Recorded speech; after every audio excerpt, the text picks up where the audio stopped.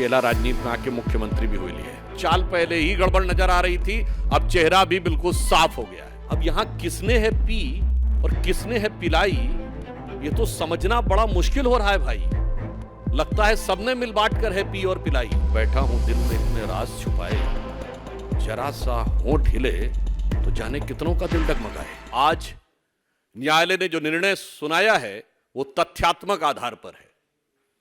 तथ्यात्मक आधार पर दिल्ली के मुख्यमंत्री श्री अरविंद केजरीवाल जी को 15 दिन की न्यायिक हिरासत में भेजा गया है।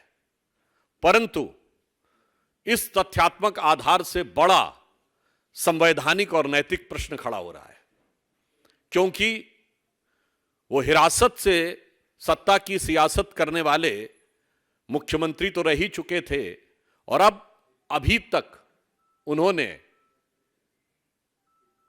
जुडिशियल कस्टडी के बाद भी कोई उत्तर नहीं दिया है। इससे यह बहुत साफ हो जाता है कि सारा विपक्ष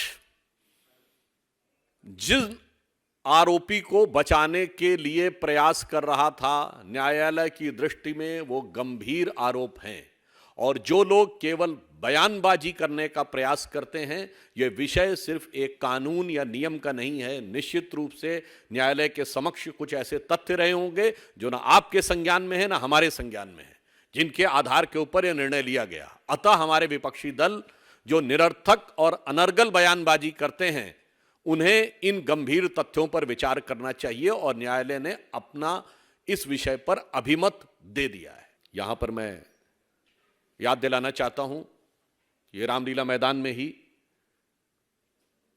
शादिया जी जिसके संस्थापक सदस्यों में रही, अन्ना जी उनके गुरु हुआ करते थे और हिंदी में एक कहावत होती है, गुरु गुड़े रहे चेला शक्कर हुई गए।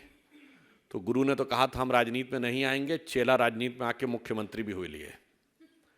परंतु कल उन्होंने एक दूसरी रैली की जिसमें उनके गुरु बदल गए, गुरु लालू प्रसाद यादव जी हो गए, और मुझे प्रतीत होता है शायद उनके भी गुड़ के मुकाबले ये शक्कर होने की तरफ ना आगे बढ़ जाएं, क्योंकि लालू प्रसाद यादव जी ने तो कम से कम इस्तीफा दे दिया था जब वो जेल जाने लगे थे।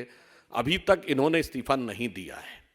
तो निश्चित रूप से यह दिखाई पड़ रहा है कि अपने गुरु की सारी शिक्षाओं को गुड़ गोबर करने का काम केजरीवाल जी ने आम आदमी पार्टी के अपने पूरे चाल चिंतन चेहरा चरित्र में दिखा दिया है। चरित्र लोगों को समझ में आ ही गया था, चाल पहले ही गड़बड़ नजर आ रही थी, अब चेहरा भी बिल्कुल साफ हो गया है।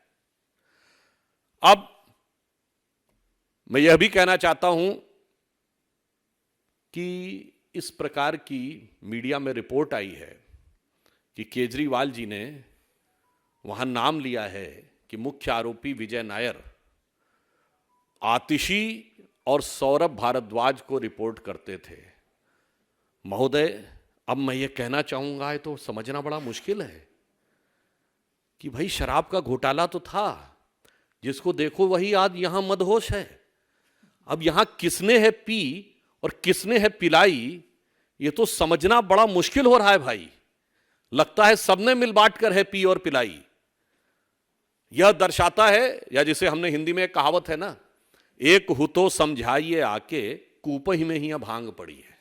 अर्थात एक व्यक्ति हो जो गलत रास्ते पे जा रहा हो, उसे आप सही रास्ते पे लाने का प्रयास कर सकते हो, नशे में हो, पर ऐसा लगता है कि कुएं में ही भांग पड़ी है, तो जिसने पिया वही नशे में है। यह गंभीर प्रश्न उठा रहा है। और अब इसके साथ यह भी बात बहुत साफ होती जा रही है कि केजरीवाल जी निरंतर ईडी के सामने आने से क्यों बच रहे थे। शायद उनको लग रहा हो, और उनके आम आदमी पार्टी के बाकी सदस्य जो बहुत ही उत्साह और उच्छृंखलता के साथ उनका बचाव करते नजर आ रहे थे, शायद वो इस संभावित खतरे से डर रहे थे कि मानो वो कह रहे हो कि केजरीवाल जी कह रहे हो, बैठा हूं दिल में इतने राज छुपाए, जरा सा होंठ हिले तो जाने कितनों का दिल डगमगाए। तो इसलिए हम यह बात स्पष्ट करना चाहते हैं कि शराब घोटाले को लेकर दिल्ली सरकार की स्थिति भ्रष्टाचार के आरोप में उत्तरोत्तर स्पष्ट होती चली जा रही है। न्यायालय के द्वारा यह निर्णय होने के बाद अब यह देखने का विषय होगा कि केजरीवाल जी इस्तीफा लेते हैं या अपने किसी दूसरे गुरु के नक्शे कदम पे चलते हुए देखना होगा कि वो नई राजनीति के स्वयंभू किरदार कोई नई राजनीति की तरफ बढ़ते हैं या पुरानी राजनीति को, जिसे कहते हैं ना old wine in a new bottle, तो पुरानी राजनीति को एक नए किरदार में प्रस्तुत करते हैं। उत्तर प्रदेश की हर खबर से अपडेट रहने के लिए श्रेष्ठ यूपी को करें सब्सक्राइब, बेल आइकन दबाएं और देखते रहें श्रेष्ठ यूपी।